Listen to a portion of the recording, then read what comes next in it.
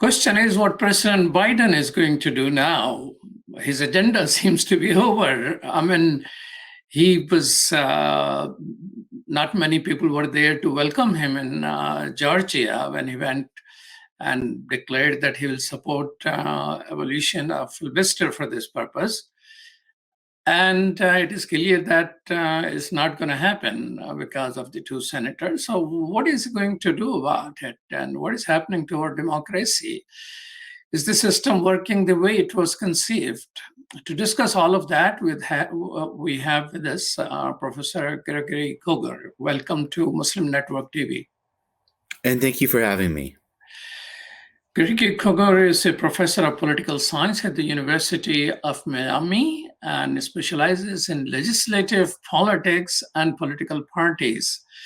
So voting rights is a pillar of democracy. It helps us resolve our issues. How are we doing on that? Well, I mean, right now, voting rights are they are in question across the country, as in a lot of states are passing laws and make it a little bit harder for people to vote. One of the things we learned in 2020 is that if anybody can mail in a ballot, it actually makes it so much easier to vote. But a lot of states are passing laws to actually make it harder to vote by mail. And that is that's unfortunate, right? It's taking democracy away from full participation and towards making it harder for people to vote unless they can physically attend to the polls on election day. So if it is difficult to vote, you just mentioned a little bit difficult to vote. People can live by a little bit of difficulty. I'm sorry, people can do what without difficulty? Yeah, you mentioned that the states are making a little bit difficult. Why so many people up in arm if it is not much of a difficult situation? Well, so I mean, the broader theory of how people vote is that, people decide if they want to vote. They're motivated by patriotism or belief that one candidate is better than another. But on the other hand, there is a possible difficulty in voting, and they compare how much they want to vote to how hard it is to vote, and that has something to do with the way that they're living their lives, right? If you are a senior citizen, you're especially likely to vote in this country because you have, on average, a little bit more free time than other people. Whereas if you are an American who is, working 2 or 3 jobs to get by, who has lots of kids or parents to take care of, it can be hard, to make time to go out and vote. And especially if once you get to the polls, you find that there is a long line of people waiting. And so if policymakers want people to vote in this country, they should try to make it as easy as possible. And that it means making sure there are plenty of places to vote or giving alternatives to voting in person on election day. Like living in Florida, I personally tend to vote early. I find a day that when nobody's at the voting site and show up, and it typically takes me 5 to 10 minutes. But what states can do and have done in Florida is make it a little bit harder to vote early by shortening the number of days when early voting is available. Especially sometimes states will at least consider proposals to eliminate voting early on a Sunday, which is especially targeted at African-American voters who tend to go to church and then as a church go to the polls. So there's things that states can do to manipulate how hard it is for people to vote. And the people who are often deterred by these laws are people who otherwise wouldn't have a lot of free time. And that's why it matters, what sort of laws we have as a state, and Congress is considering proposals to sort of create a national standard of who can vote and how they should be able to vote. But in this situation that President Biden is unable to, push it forward because 2 of the conservative Democrats don't want to go along. What are the chances of federal government being able to do anything before coming elections? That is a great question. Yes. I mean, the Democrats have two great challenges. One is that they have a very narrow majority in the Senate. It's a 51-50 majority if Vice President Harris votes, and that is the basis of their majority status. And then, yes, obviously, if they want to bring a bill to a final vote, they need to be able to shut off debate, which by Senate rules requires 60 votes. Or nobody else wants to wants to debate a bill. And so on the election bill that's now pending before the Senate, the challenge is that Republicans won't vote to limit their own debate. And there are, as you say, two Democrats who won't vote to limit debate or to change the rules of the Senate. So where does that leave Democrats? One option is that they try to drag out the debate until the Republicans have all had their chance to speak. There's actually a limit of 2 speeches per person on a single topic in the Senate. And if the Democrats are willing to keep the bill on the floor indefinitely, then eventually the Republicans will all have had their say. Senators haven't fought out a bill like that in a long, long time. And my research in my book, Filibustering, it basically explains why that doesn't happen anymore. It's because time is too precious to members of the majority party to keep a bill on the floor as long as it would take. But on this issue, if Democrats are passionate enough, they will just keep the bill on the floor and see if Republicans get exhausted and are ready to let the bill come to a final vote. The challenges to democracy are being discussed from many angles. I mean, a couple of Army former generals, they wrote that military need to prepare for the next election, that these type of things going to happen, which happened on January 6th. On the other side, President Carter has written in New York Times about the risk of civil war. So democracy is a process of resolving dispute and getting over with whatever it is, whoever wins, and let that person do their job. Now, do you think not being able to pass a voting right bill is going to create more possibility of conflict in a country where we have more guns than people in people's hand?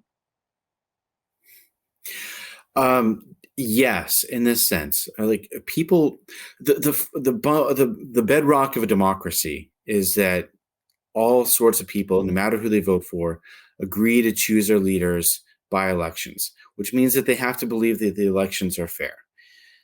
If this election reform doesn't pass through Congress, it creates a potential that there's less confidence in the electoral process. In particular, one part of the Democrats' bill is just to restore protection for civil rights across the country by restoring the pre-clearance provisions of the Voting Rights Act.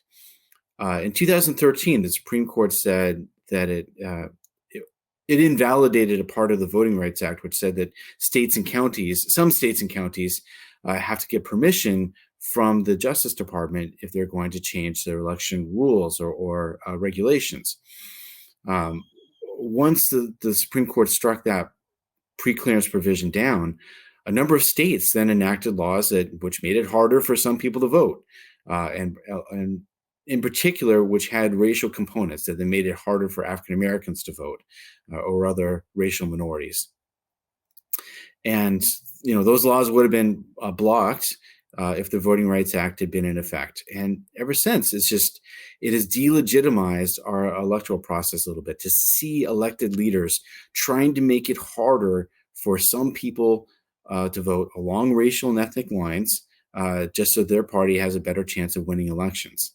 So I think if the Democrats could pass that part of their bill, it would restore fairness to the process and increase people's trust.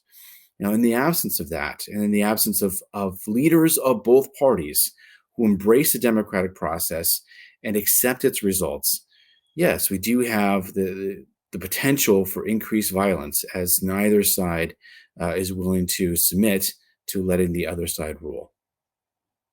How many times in history we have arrived at this moment as today? I mean, the worst historical parallel is the 1860 presidential election, in which 11 states in the southern United States simply decided they didn't want to live under the presidency of Abraham Lincoln and attempted to secede, leading to one of the most deadly conflicts in American history. So, I mean, that's a parallel. A little less extreme is a period that followed the Civil War, in which there are a number of states, again in the South primarily, but not exclusively, that enacted voting laws that in the South favored white Democrats, but around the rest of the country, favored whichever party was in charge. And so, on the surface, we still had a democracy all across the United States, but in practice, there were a lot of sort of entrenched elites that could not be driven out of power.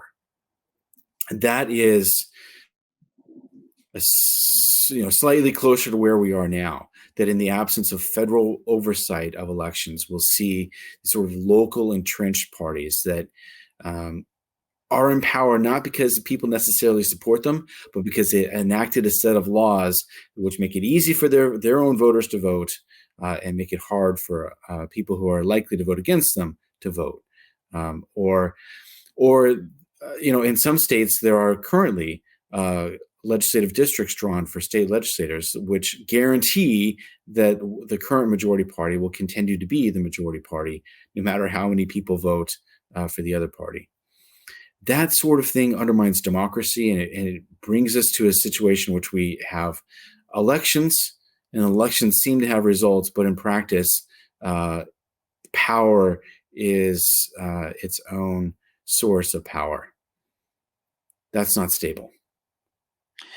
Tell us this, Professor Koger, that President Biden knew pretty well that two of the Democratic conservative not going to come along. How come he still went ahead in Georgia, announced that he will support the, breaking the filibuster or getting rid of it to pass the voting right bill? So, obviously, for the second half of 2021, what the congressional Democrats and President Biden were trying to do was pass a large budget bill, which had a lot of social welfare components to it, known as the Build Back Better Act. And what the Democrats found there was that unless people are forced to declare what their positions are or to actually cast votes, they will remain ambiguous, and sort of the negotiation process will just go on forever. And I think, the same logic applies to this situation. There have been public pronouncements by these two senators that they won't support filibuster reform, but at the same time, they claim to support the underlying election bills. And yet some hints that maybe there are some things that they open to. And unless the Democrats actually bring this bill on the floor, force a conversation that has to have an end within the next couple of weeks, we'll continue to be in the situation in which nothing actually happens and nobody knows exactly why. So, I mean, a worst case scenario, the Democrats just vote and we find out that, in fact, it's a 48-52 vote and the two Democrats are unwilling to go along with any reform efforts. And fine, we can do that, but at least it'll be on the record as opposed to this sort of, keeping the bill off the floor of the Senate, continuing to have these backroom negotiations that go on until the 2022 election. At some point, we have to have a public conversation and force people to make a decision out in public. I think that is the goal of the Democrats in this process. So, Professor Koger, seeing what we're seeing at the Senate and the Congress level, and elections are coming up, what do you think President Biden will be able to do in the next 3 years? Well, that depends, first of all, a great deal on the 2022 elections. Right now, as a political scientist, I have to say the traditional models would predict a Republican success. That there's a very narrow Democratic majority in the House and Senate, and the president's party typically loses seats in midterm elections unless the president is exceedingly popular or the economy is doing extraordinarily well. So right now, it doesn't look great for Democrats. And so 2023, 2024, those, if the Republicans win one chamber or both of Congress, it'll be a time of conflict and just barely trying to negotiate to do the bare basic things that Congress has to do: fund the government and raise the debt limit, and then otherwise conflict.